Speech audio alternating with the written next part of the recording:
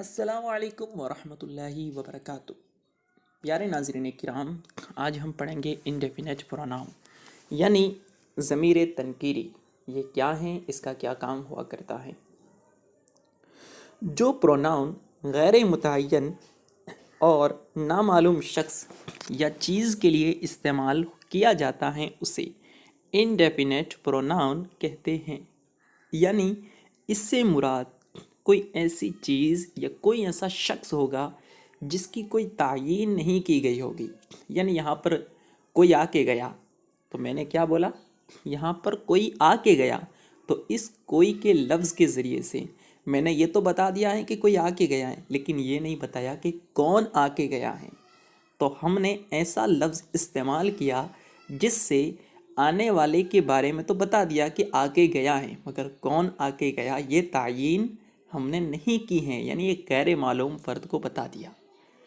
مثالوں سے آگے سمجھیں گے انشاءاللہ اور آسان ہو جائے گا۔ سب سے پہلے وہ الفاظ ہم دیکھ لیتے ہیں جو اس کے لیے استعمال کیے جاتے ہیں۔ دیکھیں، آل جس کا معنی ہے تمام، پھر ہے ادر یعنی دوسرے،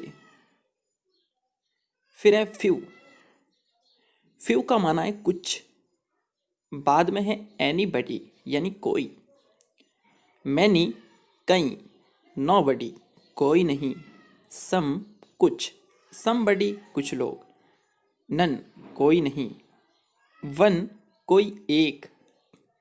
یہ تھے الفاظ جن کو ہم استعمال کریں گے۔ مثالیں آگے ہم آپ کو بتاتے ہیں، مثالوں سے اسے آسانی سے سمجھنے کی کوشش کرتے ہیں۔ سب سے پہلی مثال ہے آل ویئر ہیپی۔ تو اس میں ہمارا محل استشہاد یعنی ہم جس چیز کو سمجھنے والے ہیں وہ ہیں آل کا لفظ۔ آل کا معنی یہاں پر ہوگا تمام لوگ، کیونکہ آگے ہم لوگوں کے بارے میں بتا رہے ہیں تو لوگوں کا معنی یہاں پیدا کر لیا جائے گا۔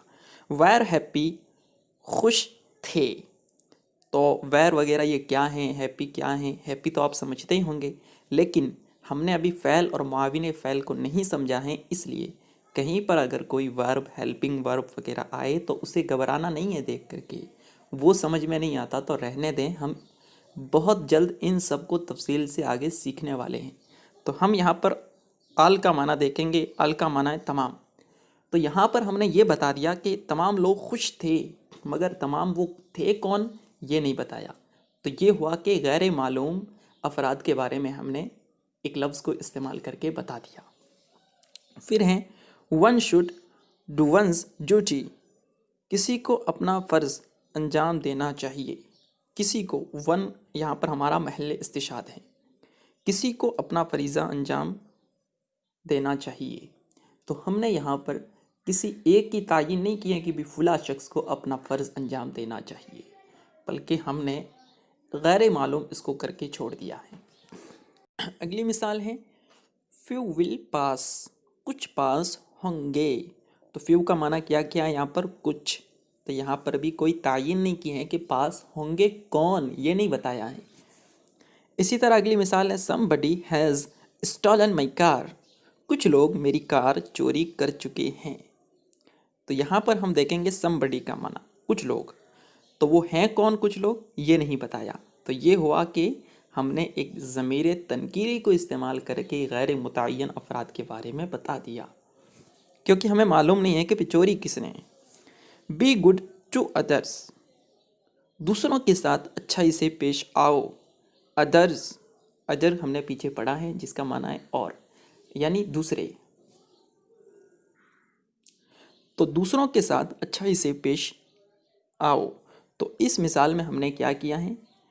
دوسروں کے بارے میں، جن دوسروں کے بارے میں بتایا ہے ان کی تعین نہیں کی ہے کہ فلاں کے ساتھ اچھی طرح پیش آنا ہے، فلاں کے ساتھ اچھی طرح پیش آنا ہے، بلکہ ہم نے ایک لفظ کو بول لیا اور سب کے بارے میں کہہ دیا کہ دوسرے جتنے بھی ہیں جو آپ کے علاوہ ہیں ان کے ساتھ آپ اچھائی کے ساتھ پیش آئیں۔ تو یہ ہے ضمیر تنکیری جسے ہم نے آج سمجھا۔ امید کرتا ہوں آپ نے اسے اچھی طرح سمجھا ہوگا۔ اگر آپ کے کچھ ڈاؤٹس ہو تو ضرور ہمیں کامنٹ باکس میں پوچھیں تاکہ وہاں دوسرے لوگ بھی پڑھ کر کے اس سے فائدہ اٹھا سکیں۔ اسی کے ساتھ ساتھ اگر آپ نے ابھی تک ہمارے واٹس ایپ گروپ کو جوائن نہیں کیا ہے تو ڈسکرپشن میں لنک موجود ہے، اسے ضرور جوائن کیجیے۔ السلام علیکم ورحمۃ اللہ وبرکاتہ۔